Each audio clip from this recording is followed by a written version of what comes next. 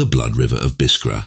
In the heart of the Sahara, where the scorched wind carries the whispers of lost souls, lies Biskra, a desert town cursed by the gods, or something far darker. Its dusty streets are etched with memories of both glory and suffering, but nothing is more feared than the legend of the Blood River. Long ago, Biskra was a thriving oasis, its palm groves lush, and its springs flowing with cool, pure water that nourished life.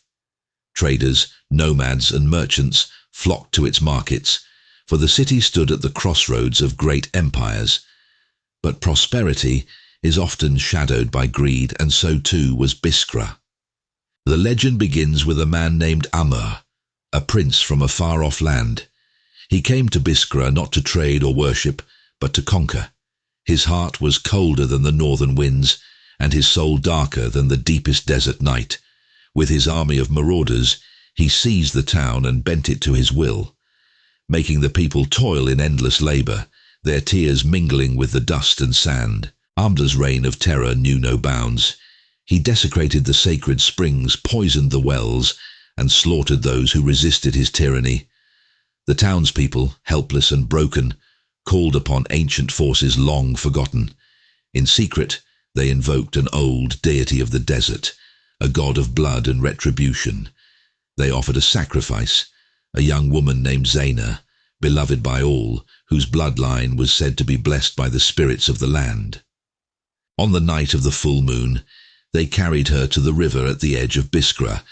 As her lifeblood soaked the riverbed, the skies darkened unnaturally, and the waters began to turn red. It is said that in her final breath, Zaina cursed Amr and all who had defiled the oasis. The once clear water ran crimson thick and foul, carrying the curse with it. The river overflowed, flooding the town and drowning Amr and his soldiers in its bloody embrace. Their bodies were never found. From that night on, every year, on the anniversary of Zaina's death, the river turns red once again. The townspeople believe it is Zaina's blood, flowing eternally, a reminder of the vengeance that was wrought upon their oppressors. It is said that those who dare to approach the river on this night hear the wails of Amr's army, begging for release from their watery graves. Some even say the river calls out to those with blood on their hands, pulling them into its depths, never to return. Generations passed, and the tale of the Blood River became more than a legend. It became a warning. Biskra's streets, once bustling with life, are eerily quiet when the cursed night approaches. The people bolt their doors, light candles, and pray for safety.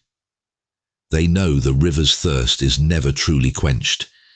Every year, it demands a sacrifice, a life to appease the ancient god who still lurks beneath the surface. Strangers, unaware of the curse, sometimes disappear. Their cries are swallowed by the desert, and their bones are said to join the restless souls beneath the red waters. It is said that if one listens closely on that fateful night, they can hear the blood-soaked whispers of Zaina, calling for vengeance, and the river responds in kind, its red tide rising, hungering for the guilty.